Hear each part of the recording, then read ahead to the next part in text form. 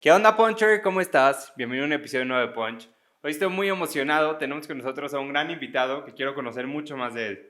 José Antonio Esquerra, ¿cómo estás? Bienvenido a Punch. Muy bien, gracias. Hasta que se me hace, oye, lleva 5 años con el podcast y apenas me toca, pero es un gustazo estar aquí contigo. José Antonio Esquerra es un profesional con enfoque en construir confianza, transformar equipos y crecer con propósito. Es licenciado en Administración y Mercadotecnia por la Universidad Panamericana y cuenta con un MBA por el IPADE. Inició su carrera profesional en 2003 en Banamex, donde durante más de una década ocupó cargos de creciente responsabilidad. Fue grupper de Mercadotecnia, subdirector de franquicia patrimonial, subdirector de asesoría especializada, para eventualmente llegar a ser vicepresidente de estrategia comercial para banca privada y patrimonial, liderando la estrategia nacional de adquisición de clientes, venta cruzada, gestión de liquidez, implementación de una nueva experiencia global para el cliente. En 2015 se incorporó a Casa de Bolsa Finamex, una de las principales casas de bolsas independientes de México, donde hoy se desempeña como director nacional de promoción. Desde ese rol ha sido parte fundamental del crecimiento y transformación de la empresa, coordinando oficinas regionales, fortaleciendo su propuesta de valor y promoviendo una visión financiera accesible, transparente y moderna. José Antonio es esposo, papá, apasionado por los deportes y convencido que la vida profesional debe de ser equilibrada con propósito. José Antonio, ¿cómo estás? Bienvenido a Punch. Muy bien, muchas gracias. De nuevo, muchas gracias por la invitación.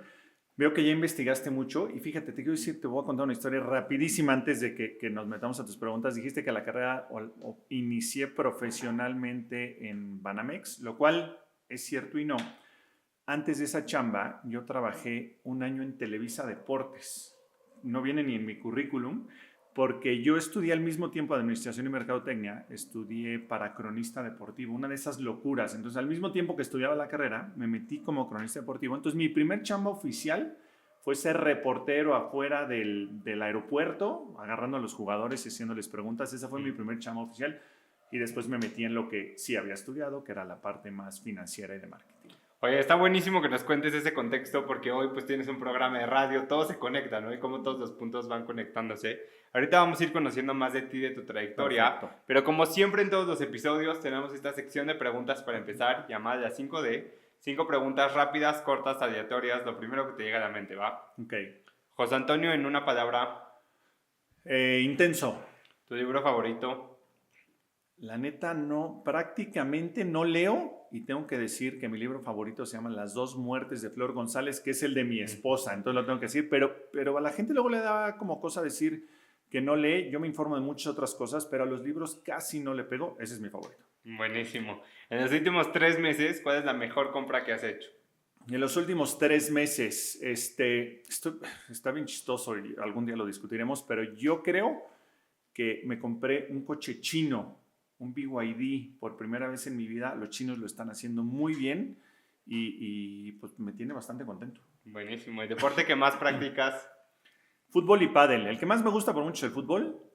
Practico un poquito más el pádel, pero mi favorito es el fútbol. ¿Quién ha sido la persona que más impacto ha tenido en tu vida?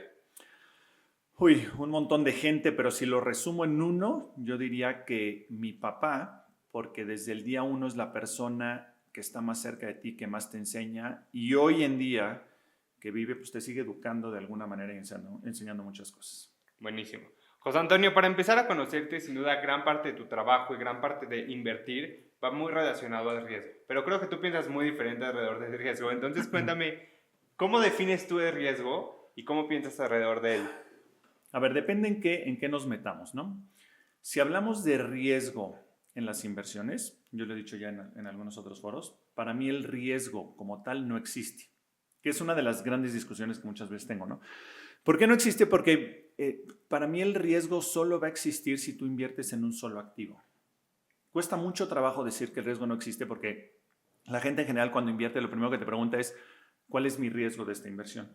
Si tomas una sola inversión, la que sea, ¿eh? O sea, tú ahorita compras una casa o le metes todo tu dinero a tu negocio, le pones todo tu dinero al podcast Punch, estás tomando un riesgo. Pero si tú sabes diluir, diversificar, el riesgo, la palabra riesgo no existe. Y yo con mis equipos de ventas históricamente les he dicho que quiten del vocabulario la palabra riesgo, porque además, si tú eres vendedor y la palabra que le dices al cliente es riesgo tiene una connotación negativa y entonces eso como asusta. Entonces para mí el riesgo como tal, a ver, es un poco, un poco exquisito decir que no existe como tal, sí existe, pero tú puedes diluir y convertirlo en cero a través de una correcta diversificación. Y también ahí viene mucho un tema de previa investigación, a dónde estás pues metiendo, ¿no? Y no solamente pues de me estoy arriesgando por arriesgar, sino estás decidiendo otras oportunidades. Sin duda, y además tiene que ver mucho, si hablamos en el tema financiero o en el tema de negocios, ¿no? Tiene que ver mucho con como con tus expectativas del dinero en general. A ver, si yo separo el 3% de mi lana y lo meto en Bitcoin, que implica riesgo, pero sé que es el 3%, pues sí hay un riesgo, pero es un riesgo supermedido. No es como cuando eres chiquito y decides aventarte de 30 centímetros de una barda, es un riesgo medido que como papá cuando ves que se va a aventar el chamaco, pues hasta lo dejas que aprenda y si se cae, se cayó. Si lo ves en una barda de 2 metros, pues no es un riesgo medido, ¿no? Y en ese caso, pues lo que haces es no dejarlo. Yo creo que pasa exactamente igual en el tema de lana. Además de que lo puedes diluir el riesgo, si tú mides ese riesgo y hasta dónde tú estás dispuesto a aceptarlo, puedes vivir con él. Me encanta. Buenísimo definir este concepto desde el principio porque lo vamos a ir tocando a lo largo de toda la entrevista, así que quería tenerlo muy claro para empezar. Perfecto. Y bueno, para empezar a conocerte, cuéntame un poco cómo eras de niño, siempre muy apasionado del deporte, qué soñabas, cuáles eran tus metas. Hijo, yo creo que fue cambiando muchísimo. Desde luego que de niño uno quiere ser futbolista profesional y es lo único que importa. Te tengo que decir que en temas de la escuela, la primaria fui un estudiante regular, en la secundaria y en la prepa fui bastante flojo. Yo a veces cuando tengo amigos hoy en día que tienen hijos chiquitos que me dicen, oye, pues mi hijo va regular en la escuela y eso, mi respuesta siempre es como no te preocupes. Yo prefiero a un niño vivo en la escuela, aunque con 6 y 7, me parece que va a ser mucho mejor al niño que sabe absolutamente todo y saca puros 10, pero lo ves solo en el recreo, sin hacer relaciones, sin tener que negociar con un profesor. No sabes cuántas veces yo tuve que negociar con un profesor el 5.7 para que se volviera 6. Profesor, ayúdeme, es que no voy a pasar, etc. Entonces, secundaria y prepa, nunca hice que pagara un peso más mis papás, o sea, nunca me fui un extraordinario, pero en esa agudeza, mal hecho, porque sí era medio flojo, en esa agudeza si yo tenía o llegaba al examen final de casualidad con un 7 de promedio en los trabajos o con un 8, imagínate con un 7, pues yo calculaba y decía, bueno, a ver, 7 y 5 me da 12, con eso paso, y entonces yo era capaz de estudiar la mitad Hasta donde del temario, o a lo mejor un poquito más de la mitad porque me confiaba en que con eso pues yo iba a sacar mis 5, me daba 12, entre 2 mi promedio era 6 y con eso pasaba. A lo mejor ya me estoy adelantando porque me dijiste de niño, pero en la universidad, que al final de cuentas es de donde vas a vivir, una vez me rompí el brazo jugando fútbol y fui con el doctor y el doctor, estaba yo en prepa, ¿no? A inicios de prepa. Me preguntó que qué tal era como estudiante y me dio un gran consejo y me dijo, en la universidad es diferente porque de eso vas a vivir, ahí te tienes que aplicar mucho más. Y más o menos eso hice. Entonces en la universidad tuve un bastante mejor promedio, fui más aplicado, pero creo que el punto relevante es que buscaba más la negociación y las relaciones que meterme un libro en la cabeza nada más porque había que metérselo en la cabeza. Eso que dijiste puede ser un poco controversial, pero el hecho de prefieres un niño de 5, de 6 es que pase, ¿no? Que a un niño que esté buscando todo el tiempo 10 como esta exigencia extrema, porque también el tener pues otras capacidades dentro de la escuela te ayuda mucho después para la vida. Sí. A ver, lo veo hoy con mis hijos, tengo 3 hijos, ¿no? No, creo que el tema no es de calificación y no sé si lo ves igual que yo, pero el mundo moderno de las escuelas hasta debería cambiar un poco. La calificación y el número da un poquito igual. Entonces, tengo un hijo que es noble, que tiene muy buenas relaciones y que es de 8. No me preocupa nada. Luego la que sigue es una niña que todo el inicio de la primaria, puros 10, ¿no? Pero vivía estresada. Tiene relaciones y se lleva bien con sus amigos y todo, crea relaciones, pero vivía estresada. Ahora en sus últimas calificaciones que se sacó como 8.89, yo estoy más contento. Porque no puede ser que el éxito, velo en un niño, o en ti o en mí, el llegar al éxito te genere tal estrés que te atrofie.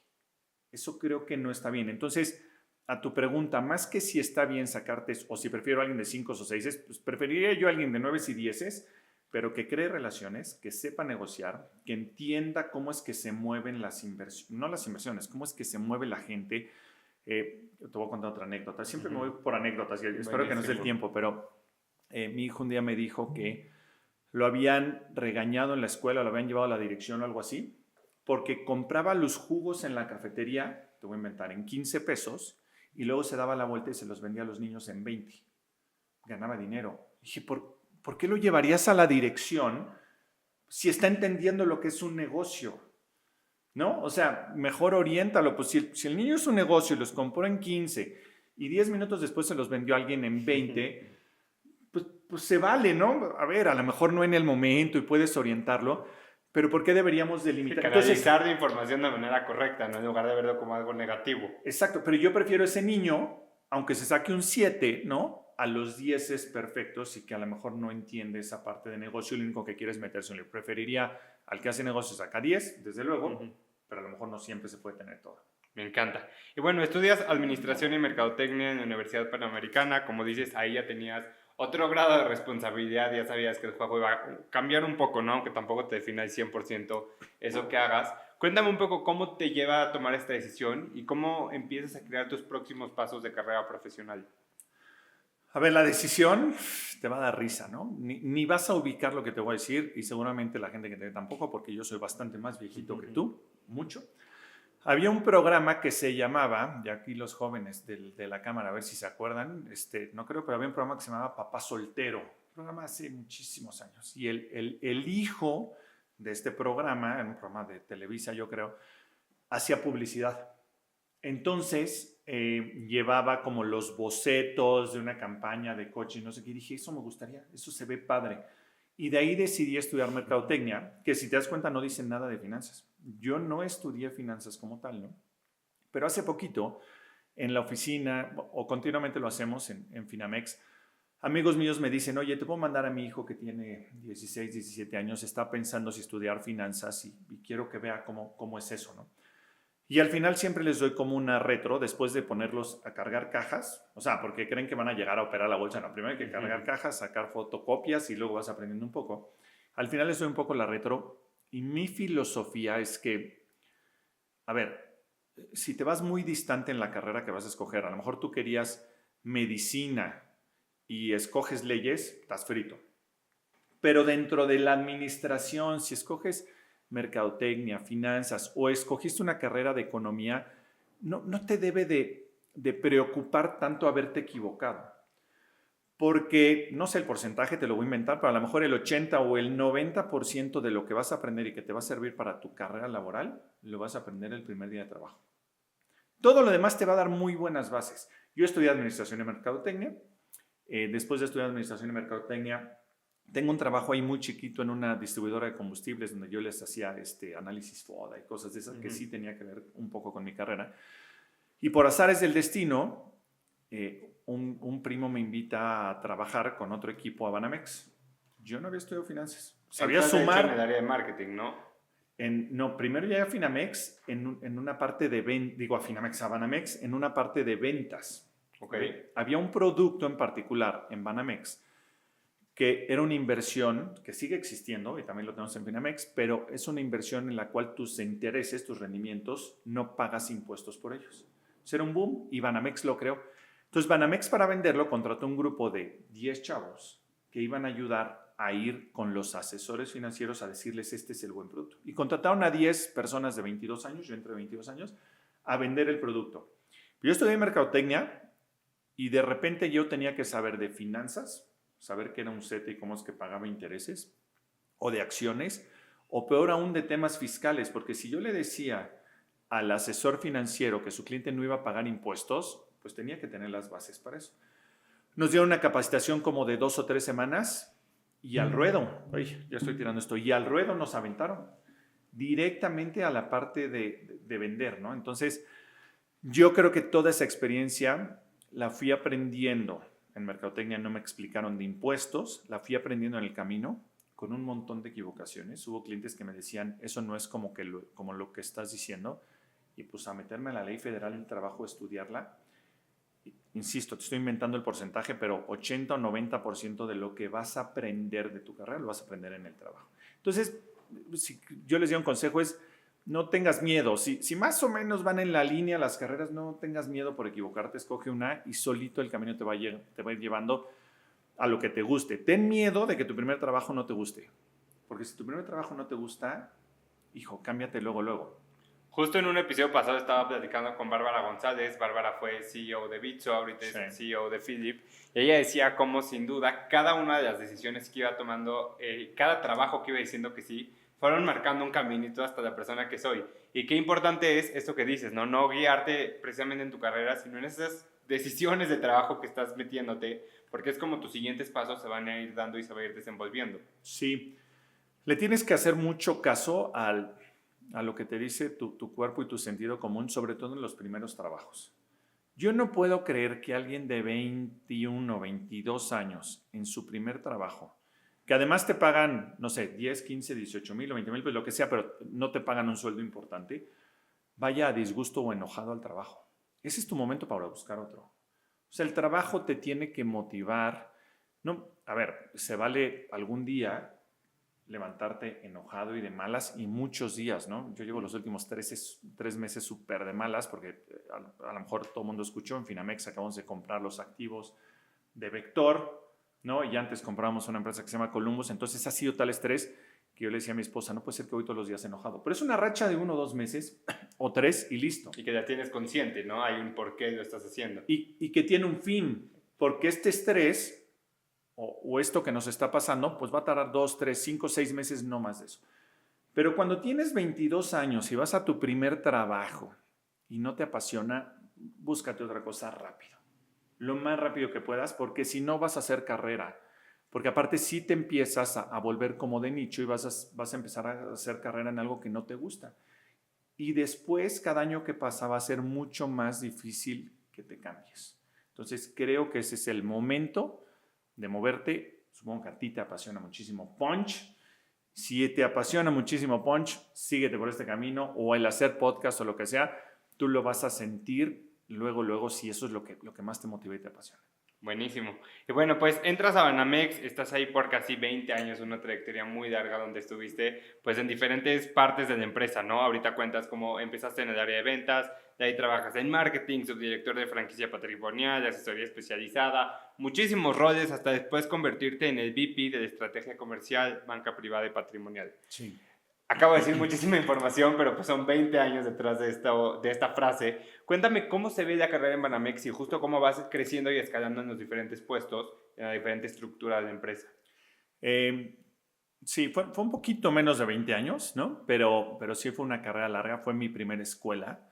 Banamex es una gran escuela, sin duda la que forjó mi carrera, pero más que Banamex como la Roseta y el nombre como la conoces, desde luego que la escuela es la gente con la que te topas, ¿no? Empecé en ventas, luego me ofrecieron irme a marketing, ya leíste un poco del currículum. Creo que en el lado Banamex casi todo el tiempo fue del lado de ventas, pero la clave fue irme encontrando con grandes mentores con los cuales tienes que tener humildad. Te voy a contar otra anécdota.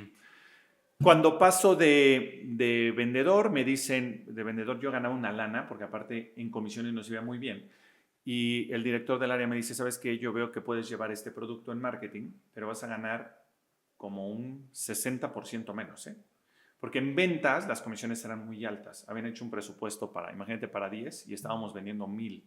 Entonces nos volábamos. Pero era un paso para irme a la parte corporativa y en la parte corporativa tomar mi camino y crecer en la parte corporativa y no siempre estar cobrando comisiones. Hay cada quien puede escoger el camino que quiera. Hay quien quiere cobrar comisiones toda la vida y puede ser millonario, multimillonario cobrando comisiones. Y hay otros como yo que le quise pegar más al mundo corporativo e irme a ese lento mundo de la escalada en la estructura de una empresa, ¿no? Que además Banamex era muy, como muy antiguo en ese estilo de una estructura muy piramidal. Y si tú querías hablar con el director, tenías que primero pasar 4 secretarias, 2 asistentes, te ponían una alfombra roja, como Rey Tlatuani, ¿no? Pero el chiste fue la mentoría. Entonces yo una vez cuando me pasan a marketing, el director que me había llevado ahí me dice, oye, hazme una presentación, yo de 23 o 24 años, ¿no? Tengo que dar una presentación para 200 personas, quiero más o menos esto. Va, perfecto. Entonces yo hago la presentación, me tardo una semana, 10 o 12 diapositivas, PowerPoint todavía se usaba, tú no has de saber ni qué es PowerPoint, ¿no? Y se usa Canva y otras cosas. Y entonces llego con él y le entrego la presentación así impresa, le da vueltas así a 2, 3 hojitas, literal, me lo avienta en la cara y me dice, esto es una basura. Dime si puedes o si no contrato a otro. Durísimo. Yo creí que había hecho la mejor presentación del mundo, ¿eh? Y así me dijo, es una basura, si no puedes contrato a otro. Creo que los modos son muy malos, eso no lo puedes hacer hoy en día, los malos de esta persona, ¿no? No voy a decir su nombre, pero le mando muchos saludos, luego te voy a mandar un mensajito, tú sabes quién eres, pero bueno. Los modos son muy malos, pero lo que a mí me quedó fue un coraje y un ego que dije, esta es la última vez en mi vida laboral que cualquier persona, sin importar el puesto que tenga o lo que sepa, me va a decir que mi trabajo es una basura. Pueden decirme, cámbiale, muévele así, pero que me digan que es una basura es la última vez que me pasa en mi vida. Y creo que no estoy seguro que fue la última vez que me pasó algo así. Hoy guardo la presentación, ¿eh? Ahí la tengo y fue leve lo que me dijo. Me tenía que haber corrido. Le entregué algo peor que una basura con la inexperiencia que yo tenía. Pero el chiste es que tú canalices esa mala experiencia para decir, oye, no me puede volver a pasar esto. Y te voy a decir otra mentoría importante. En algún momento, y le pasa a mucha gente, y a lo mejor a mucha gente que ve tu podcast, hay un momento en el que tú pasas en el mundo corporativo de ser el empleado número 372 y de repente te dicen, oye, ¿qué crees? Te va a reportar gente. Y entonces tú tienes que llevar gente. Y es un paso bien difícil para el ser humano porque no lo sabes hacer. Y naturalmente hay una inmadurez en la gente y la reacción natural es que cuando te ponen a reportar la primera vez, tú crees que entre más grites y más truenes los dedos, eres mejor jefe. Es todo lo contrario. Un jefe tiene que ser un líder. Y tiene que llevarte de la mano y lo primero que te tiene que decir es, yo estoy aquí para apoyarte y para ayudar a que tu trabajo sea mejor. En la inmadurez del ser humano queremos tronar dedos la primera vez y esa es una inmadurez natural y a mucha gente le puede pasar. Bueno, cuando me pasa eso yo tengo otro amigo y mentor que me orientó mucho ahí y me dijo, es un error que tú entres a confrontar o a retar a tu gente porque lo que va a pasar es que ellos mismos te van a boicotear y te van a dar la espalda. Y me fue llevando. En esa época en Banamex trabajábamos hasta las 11 de la noche.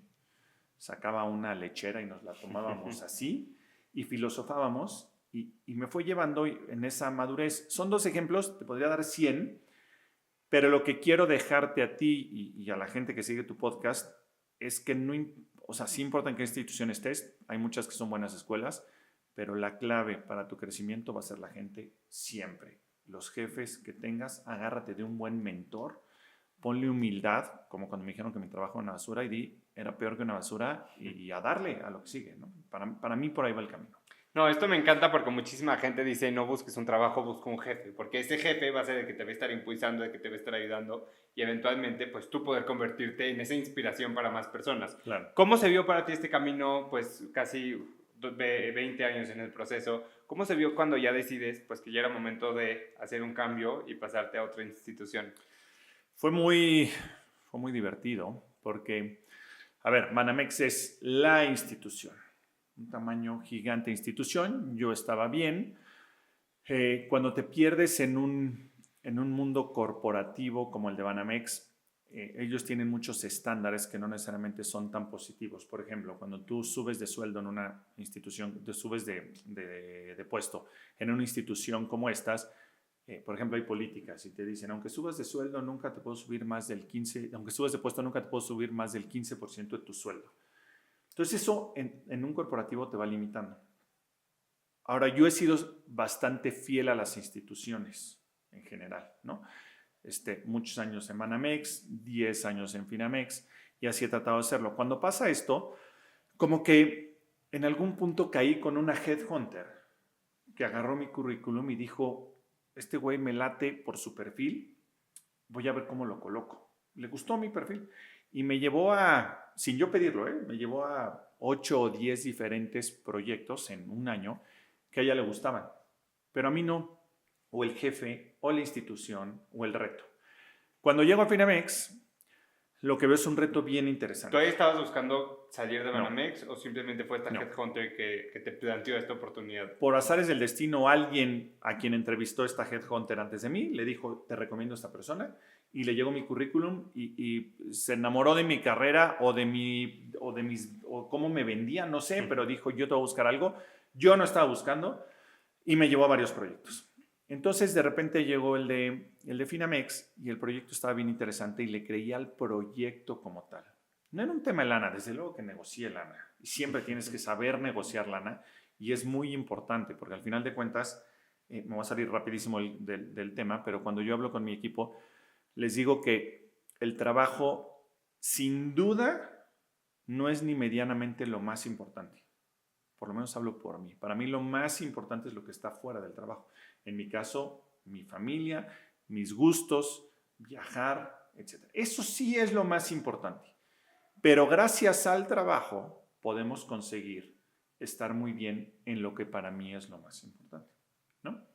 Entonces, bueno, llega la oportunidad de Finamex, negocio la lana, pero lo que ellos me vendieron, en ese entonces acababa de salir una persona muy reconocida del medio, muy reconocida, muy exitosa, que es Manuel Somoza, que tenía un vínculo, un acuerdo con Finamex. Y cuando sale él, pues se va mucha fuerza de ventas, se van muchos clientes y había que rehacer por completo, o casi de cero, a la banca patrimonial, le llamábamos en ese entonces, digamos que a toda la parte de atención a personas físicas y personas morales. Pero ya Finamex tenía una base sólida de 5 oficinas, es una marca que lleva 51 años en el mercado, llega a las oficinas y están muy bonitas.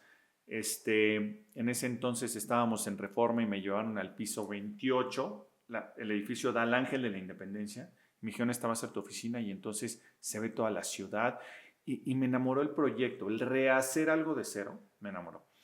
Fue muy difícil porque cuando regreso con Banamex, lo normal que me dijeron, pues me empezaron como a ningunear.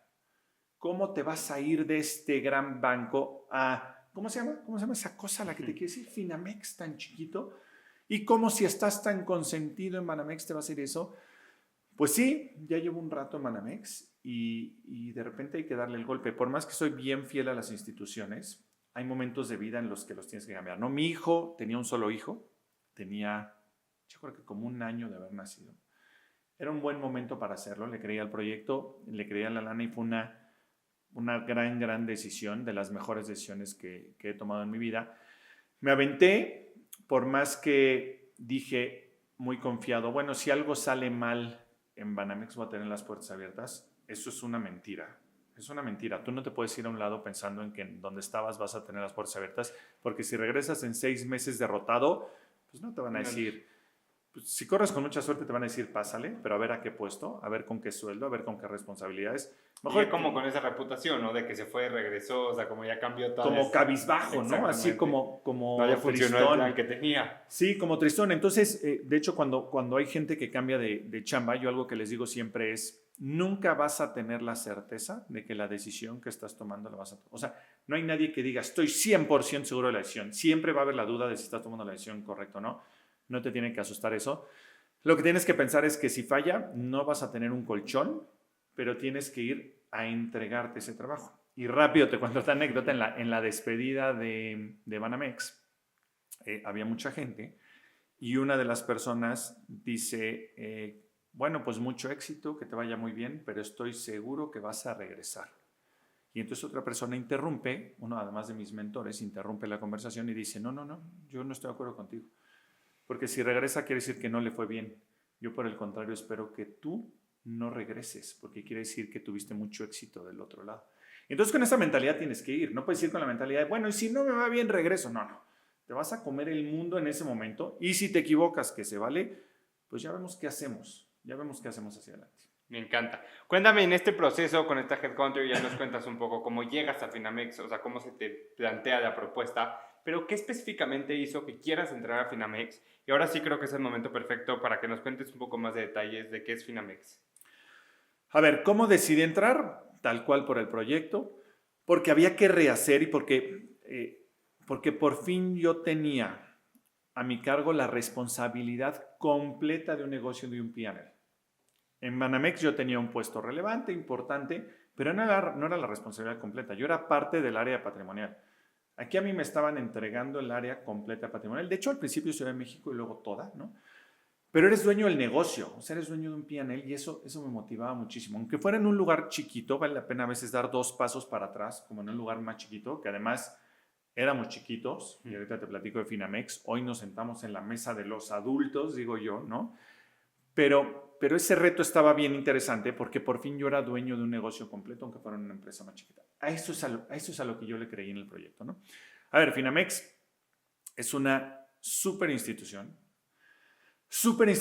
porque sobre todo es una institución muy cercana a la gente, y me refiero a los empleados, pero también a los clientes. Hay muchas empresas, no hablo de Banamex, hablo de empresas en general que son mucho más fríos con los clientes y con sus propios colaboradores, ¿no? Con la gente que trabaja ahí.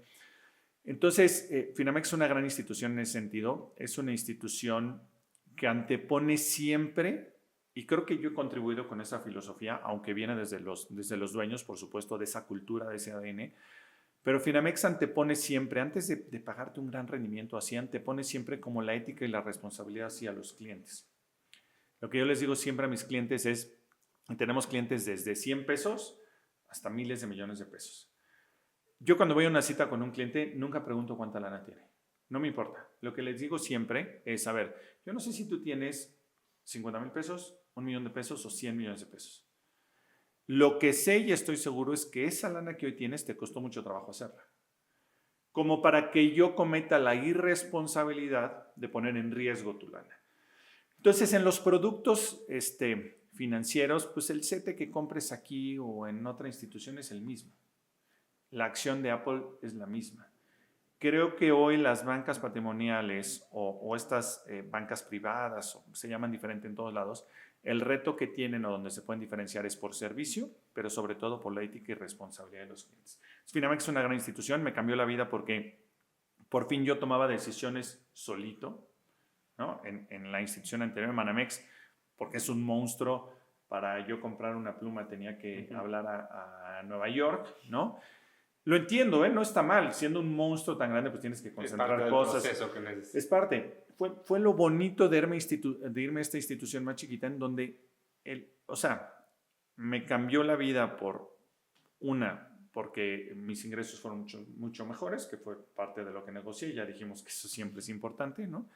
Me cambió la vida por la calidad de vida, o sea, esa tranquilidad de manejar mis tiempos, poder tener mucho tiempo con mi familia, etcétera. Pero si no es una de las importantes, si no es que la más importante, fue la toma de decisiones. Tener la responsabilidad, el reto, pero que a la vez te dejen tomar decisiones completitas. Eso es, yo creo, una motivación para cualquier persona, ya en el nivel en el que yo estaba, ya donde había escalado. Y creo que esa es la ventaja de este tipo de empresas, donde tú puedes ver muy claro como los resultados de tu trabajo, ¿no? Muy tangible. Exactamente. En lugar de una empresa, pues, con a lo mejor 40 personas en el área, que tu trabajo contribuye al resultado general, pero que no es una parte fundamental. Sí. Ahorita ya nos contaste pues más de Finamex, cuáles son esos detalles que consideras que los hacen únicos, sí. Pero para poderme meter un poco más en el tema de inversión, ¿no? Al final ustedes ayudan por medio de diferentes productos a poder invertir, tener mejores rendimientos. Quiero hacer este episodio como algo muy práctico para las personas que están escuchando y que quieren poder invertir. Entonces, cuéntame un poco, y más hablando en un aspecto que la gente que nos escucha es joven, tenemos el interés compuesto en nuestro favor. ¿Cuáles crees que son las claves para poder crear un plan de inversión de manera exitosa? A ver, depende mucho de la edad. Bueno, no es cierto. No depende mucho de la edad en la que estés. En cualquier edad el crear un plan de inversión tiene su chiste. La clave sin duda se llama disciplina. Si tú no tienes disciplina, no importa cuántas metodologías te leas o cuánto sepas de finanzas, o si eres un experto en Excel, no vas a llegar a nada. ¿A qué me refiero con disciplina? Que si tú haces un plan, el que sea, difícil, sencillo, el que tú quieras, y no lo cumples, nunca lo vas a lograr. Y ahí tengo muchas frases, ¿no? Pero antes de meterme esas frases que te dicen un poquito de las finanzas, creo que es clave, y hace rato que venía a la oficina lo platicaba con una niña de mi equipo, es clave que cuando tú tengas hijos, y a casi ninguno de nosotros no lo hicieron, tú tienes que empezar a tener pláticas de finanzas personales con tus hijos, no es broma, cuando ellos tengan 3 años, 3. Muy básicas, desde mi hijo cuando era chiquito, el más chiquito de todos, me decía, oye, ¿esta moneda de qué es? ¿No? A los 3, 4 años, este es de 10 pesos, este es de 1 peso, así de básica. Y luego tienes que empezar a tener otro tipo de pláticas. Por ejemplo, yo con mis hijos les trato de hacer un ahorro chiquito todos los meses. Al final del mes les enseño su saldo. El más chiquito tiene 5 y lo ve. No entiende todavía, pero sabe que tiene un ahorro. Y les digo, ¿para qué quiero hacer ese ahorro? Para que cuando lleguen a los 22 años y se gradúen, yo les diga, oye, yo ahorré por ti 10,000 o 20,000 o 100,000 pesos, lo que yo logre ahorrar. Aquí está. Ya tienes una base para empezar. Ahora, sigue mi ejemplo y ve lo que yo hice por ti todo este tiempo. Ya tienes 22, ahí está la lana. ¿Tú cuántos años tienes? 23. Imagínate que hace un año te digo, ahí están tus 100,000 pesos lo que hayas juntado. Y te digo, Elio, te lo puedes quemar en lo que tú quieras. Yo, si fuera inteligente, aprovecharía ese dinero para hacerlo más grande.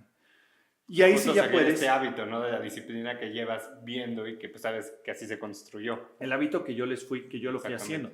Pero además ellos tienen su guardadito, eso es lo que yo hago con su cuenta, pero ellos tienen su guardadito y tienen ahí 500 pesos y 1,000 pesos, de repente juntan y por ejemplo me dicen, oye, me quiero comprar unos Robux, que es como la moneda de los Roblox, ¿no? Ahora sé mucho de Roblox. Me quiero comprar 200 pesos en Roblox. Ah, está bien, cómpratelos, es tu lana. Pero yo te sugiero que para comprar 200 pesos en Roblox, antes tienes que tener 400. Cuando tengas 400, entonces piensa en comprar 200. Y son conceptos a lo mejor bobos o muy básicos, pero realmente tienes que empezar a platicar de esto de manera muy básica. Tampoco tienen que sufrir por el dinero. Nunca les transmitas tu sufrimiento por el dinero.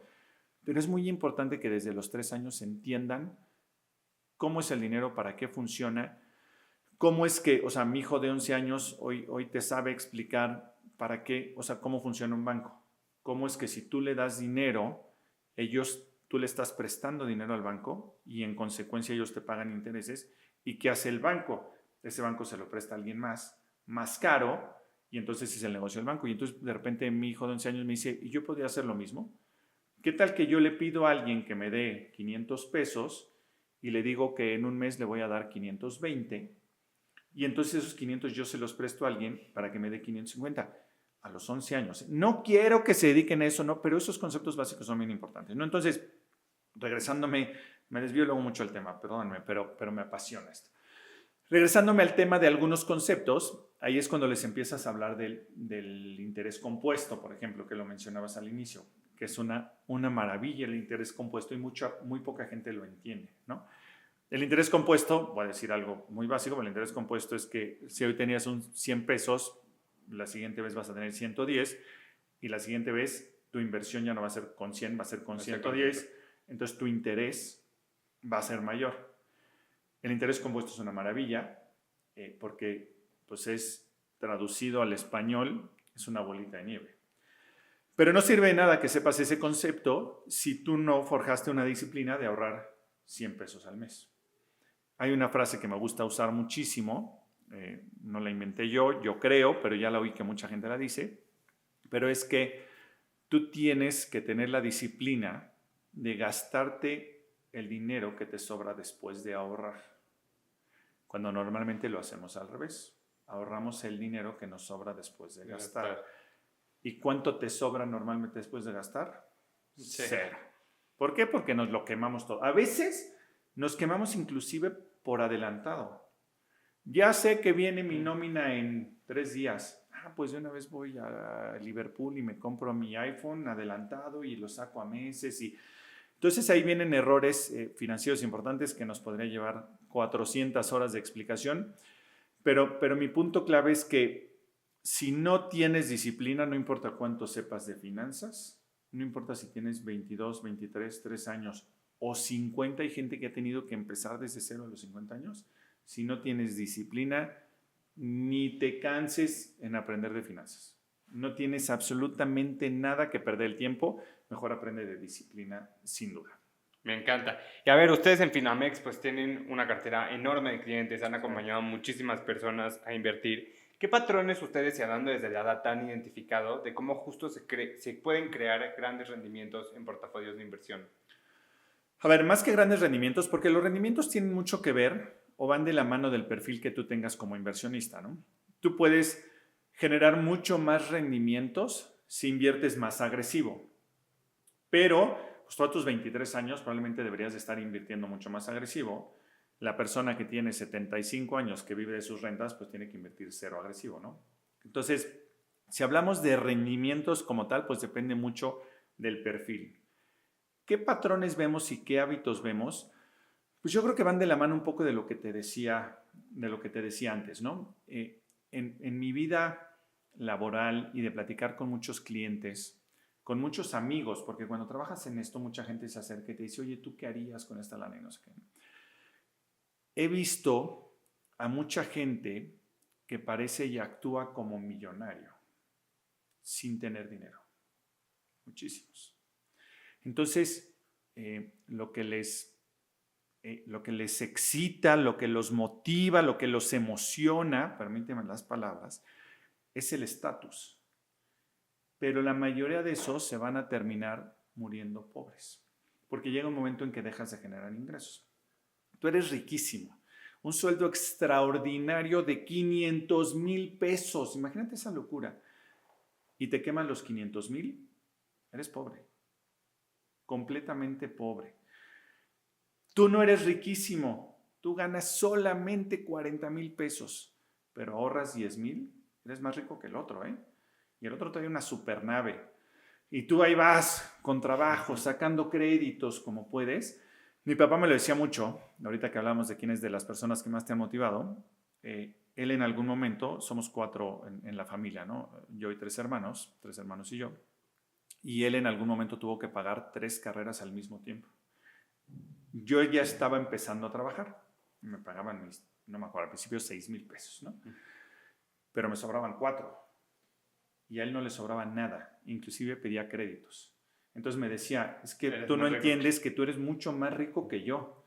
Claro, cuando pasó el clímax de las universidades, él me dijo, ahora sí, cada hijo que va saliendo de la universidad siento que voy ganando dinero, como si me dieran un incremento de sueldo. Pero creo que aquí el aprendizaje es, no te engañes. Si tú traes una supernave, traes un super reloj, vas de viaje y le presumes a todo mundo, pero te gastas cada uno de los centavos que ganas, no te hagas güey, perdónenme, eres pobre. Neta, ¿eh? Porque mañana o te corren o llegas a los 65 años y dejas de generar ingresos y no te va a alcanzar para nada.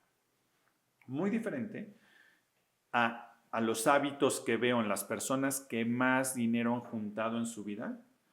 Lo hicieron con base en trabajo, pero de nuevo, con base en disciplina. Los más ricos que yo he visto, pues al principio no andaban de muchos viajes. Es más, hoy en día tampoco tienen que presumir la lana.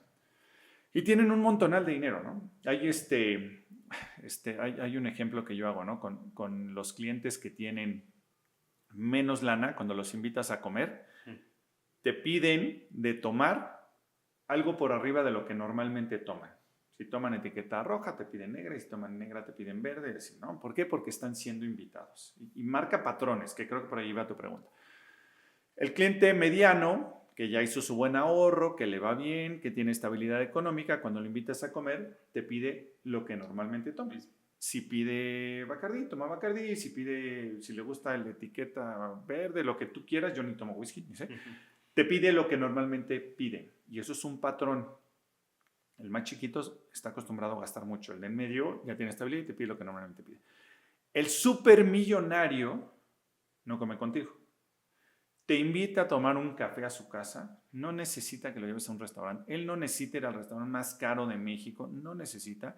Te lleva a su casa, te invita a un café y con eso le está bien. Y creo que eso de alguna manera, como cierta analogía, pues te habla de patrones de cómo es que los verdaderos ricos fueron construyendo su patrimonio y fue basados 100% en una disciplina financiera.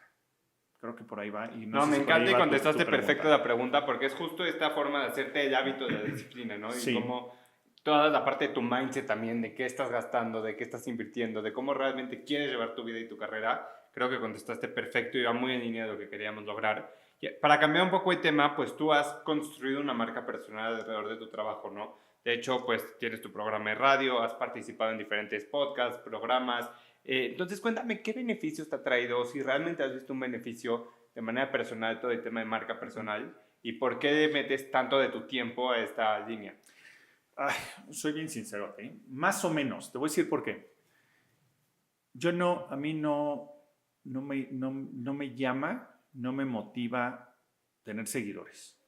O sea, me gusta verlos y me gustan los comentarios de los seguidores. Tengo bien poquito. En Instagram yo creo que tengo 1000, no importa. Y acabo de sacar un perfil público. Yo no tengo un perfil público a raíz del programa de radio y de tele.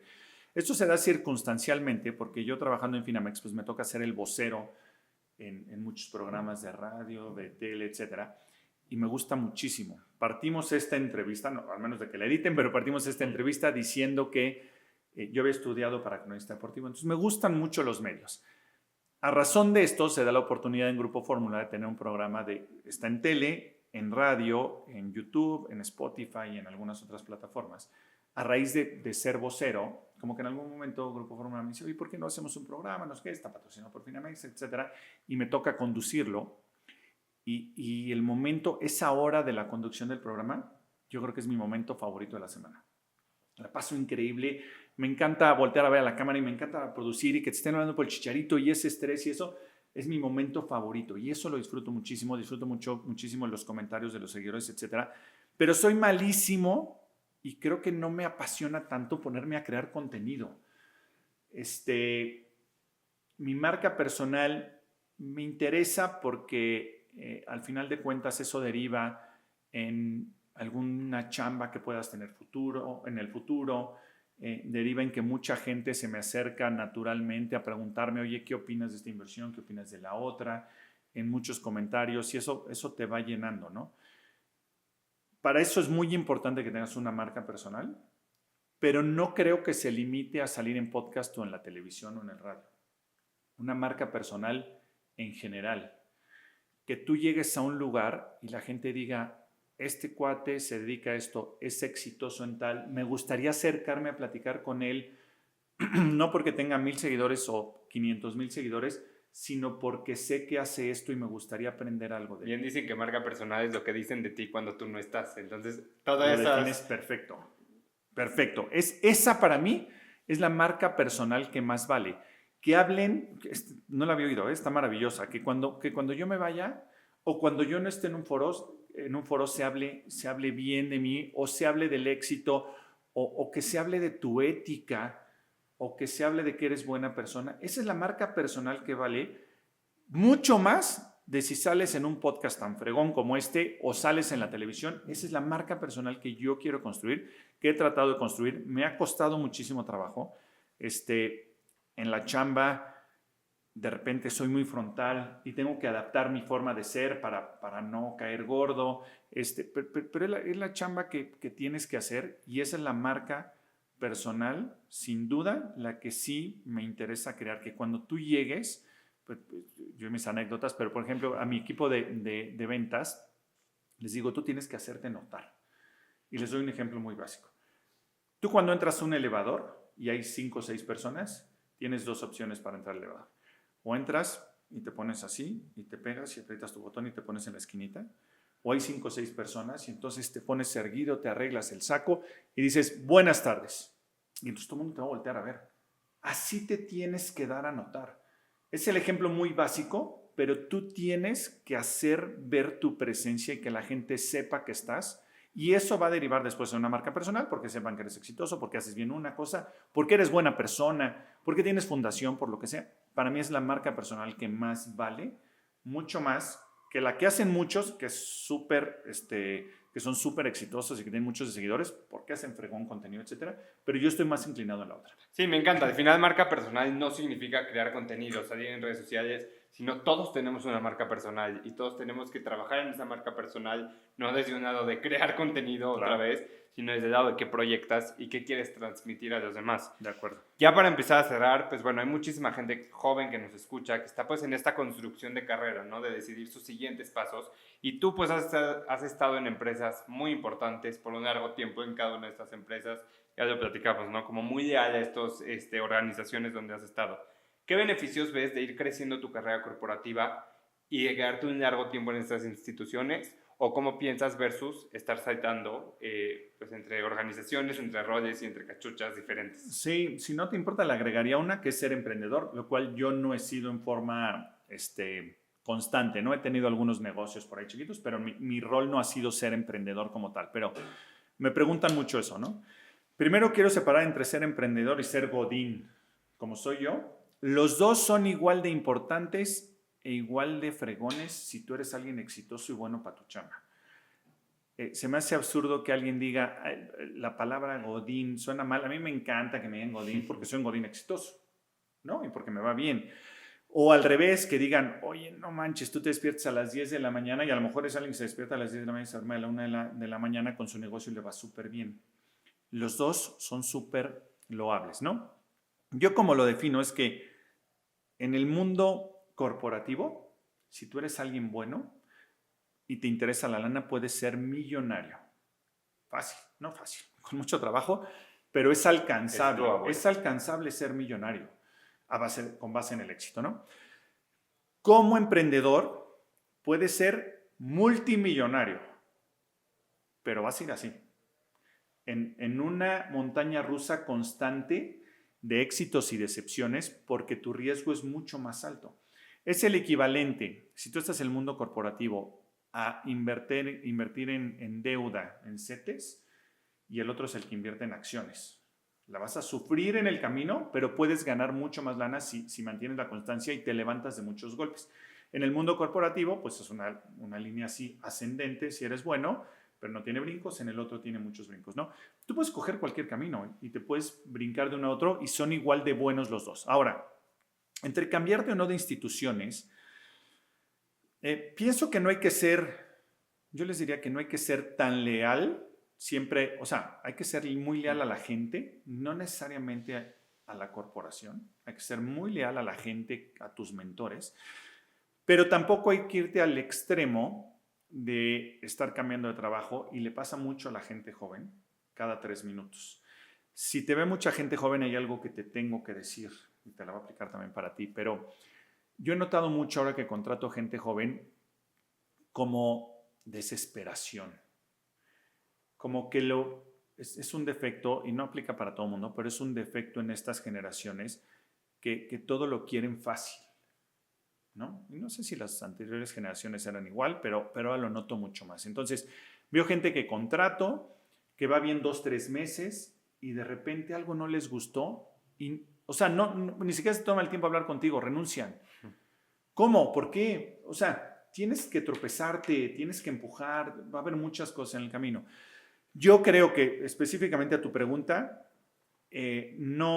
no vayas por la vida brincando de trabajos, eso va a ser mucho más negativo, pero tampoco te cierres a que pueda haber mucho más oportunidades fuera de donde trabajas. La clave es que donde tú estés sentado te apasione, no todos los días, pero muchos de los días que vives te apasiona ir a trabajar. Si te apasiona trabajar ahí, estás en el lugar correcto y con todo y todo, escucha el mercado. Un día un cuate de recursos humanos muy bueno me dijo, la gente buena en su trabajo no se le va al mercado. O sea, si tú eres alguien bueno, las otras instituciones tarde o temprano van a saber de ti y van a ir por ti. Tú tienes que hacer muy bien tu chamba y ten paciencia, las cosas van llegando, tampoco brinques tanto de trabajo porque te va a terminar costando y a la hora que alguien te vaya a contratar va a decir, oye, pues me va a durar 6 meses, ¿no? Entonces, pero bueno, por ahí lo veo. Ya para cerrar, si pudieras dejarle un solo consejo a la juventud, ¿cuál sería y por qué?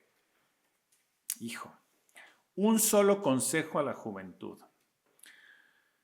Yo te diría que el mayor consejo que les diría es ponle, no puedo dar 2, ¿verdad? Uno solo. Bueno, uno solo lo voy a englobar en 2.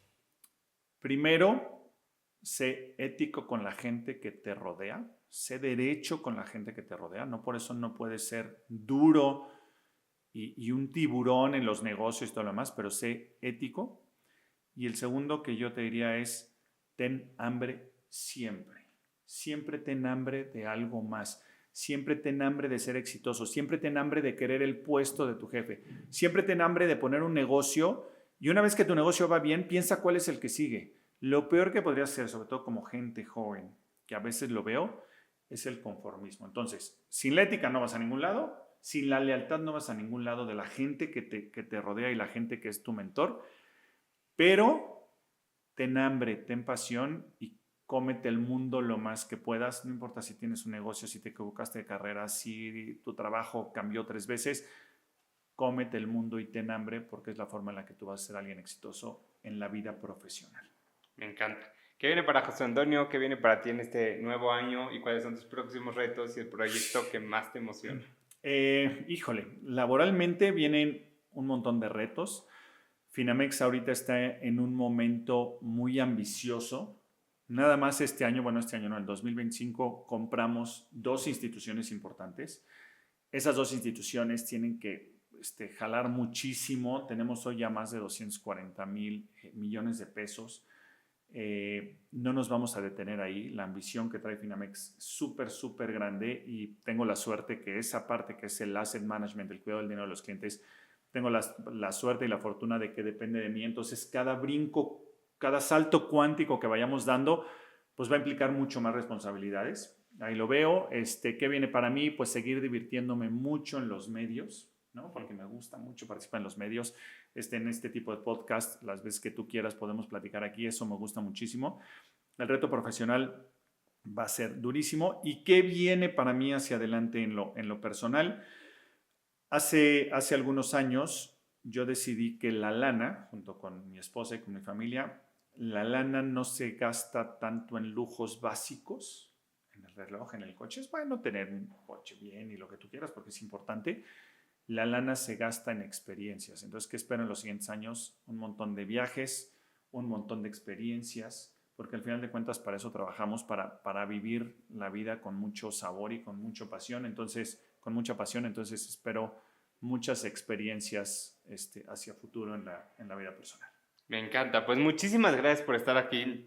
Gracias por compartirnos más de ti, de tu trayectoria, de todo lo que has logrado. Como siempre cerramos los episodios con una frase. Hoy escogí una frase de Morgan Housel, el que escribió el libro The Psychology of the Money, que dice: el interés compuesto no se trata solo de matemáticas, se trata de paciencia, comportamiento y dejar que las cosas se acumulen sin interrupción para poder ver los resultados y las ganancias que estás esperando. Maravillosa, lo define perfecto. Pues muchísimas gracias por estar aquí, gracias por compartirnos más de ti y de tu trayectoria. Al revés, muchas gracias a ti, gracias por considerarme en este super podcast. Y bueno, las veces que tú quieras, aquí estaremos platicando. Espero que haya sido de utilidad para la gente que te sigue y que escucha y ve tu podcast. Mil gracias por la invitación. Pues buenísimo, pues muchísimas gracias por escucharnos hasta aquí. Suscríbanse al canal para poder ver nuevos episodios, tenemos contenido cada semana y nos vemos la próxima semana con un nuevo episodio.